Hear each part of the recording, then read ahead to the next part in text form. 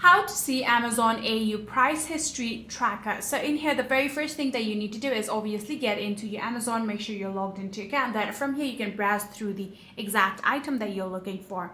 Just like this, I have selected an item. Now what you're going to do is copy the link.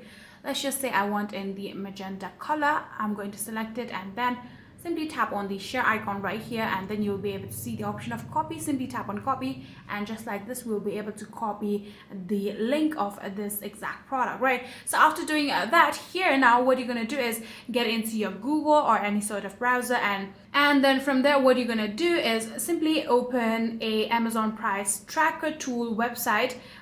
You can browse through your Google in order to find one of the tracker, and then simply paste that URL into the search input of the tracker tool and press enter. After doing that, you can analyze the generated line graph showing the historical highs and lows and average prices of the item over time. So yeah, that is all you need to do. If you guys do have any further queries, please let me know in the comment section down below, and that is it for the video.